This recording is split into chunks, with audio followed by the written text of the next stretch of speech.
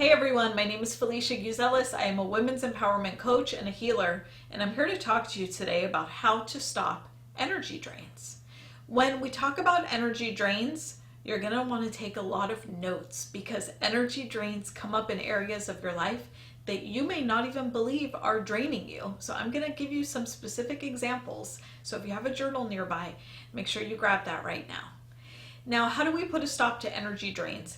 Energy drains are also known as energy vampires and energy leaks. There are many different terms you can use to describe these, but it's basically when you are around a certain person or a situation or in a certain type of environment where you feel like you have a bunch of energy when you get there, and then by the time you leave, you feel completely sucked dry, like somebody drained your energy. That's why they're called energy vampires when it's related to people. So what you want to do, I would say the first thing to do, just to start noticing where your energy might be getting drained, is grab a journal and first thing in the morning, write down on a scale of 1 to 10 how you're feeling when you first get up. Do you feel energized? You know, if a 10 is the most energy you've ever had, where are you on that scale? That's the first thing you want to do. Take that journal with you throughout your day. And when you interact with certain people, let's say at work, or a member of your family, or a friend of yours, does your energy actually go up or does it go down?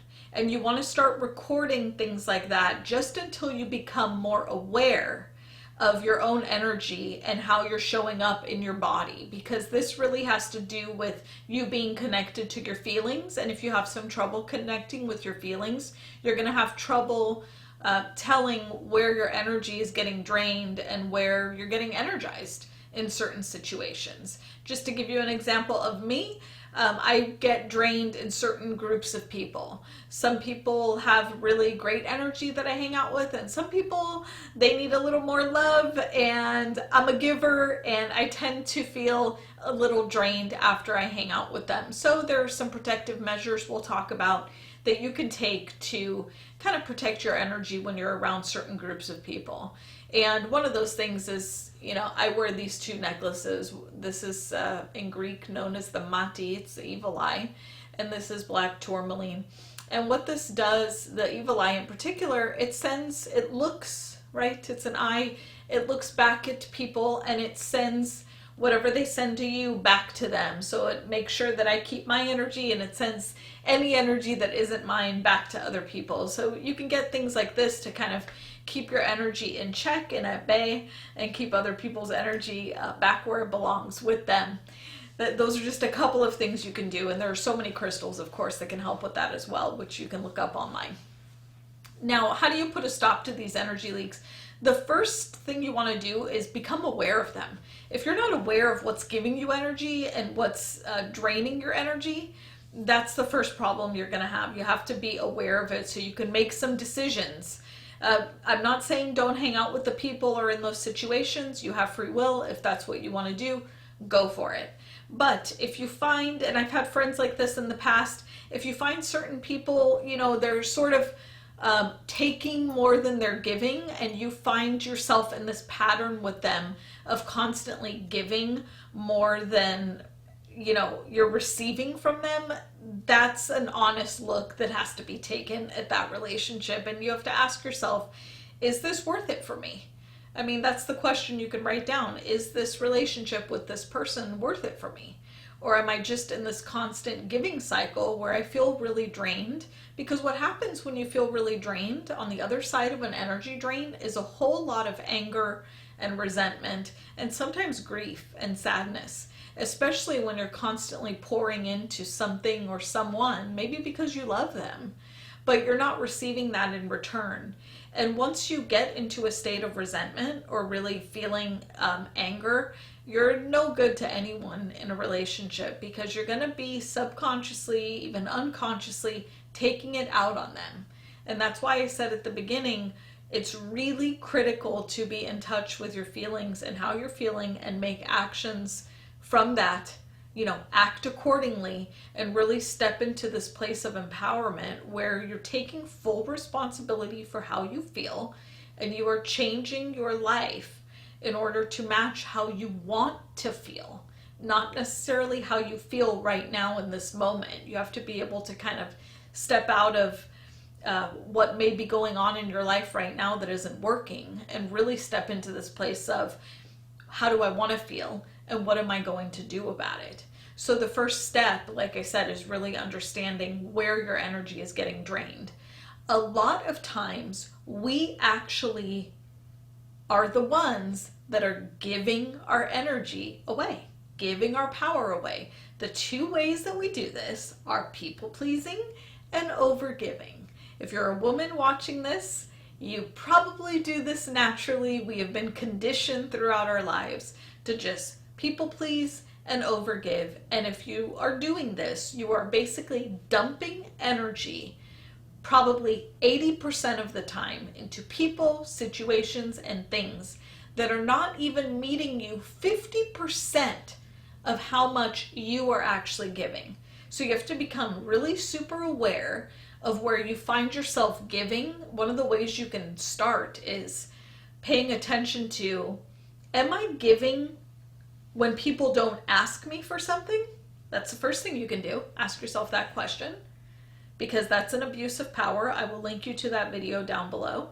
But if you're giving in this way and people aren't asking you and you're still giving, you're basically dumping energy and dumping power into things and people that aren't going to give you anything in return. And sometimes they're not physically giving you something, but let's say you get energy from helping them.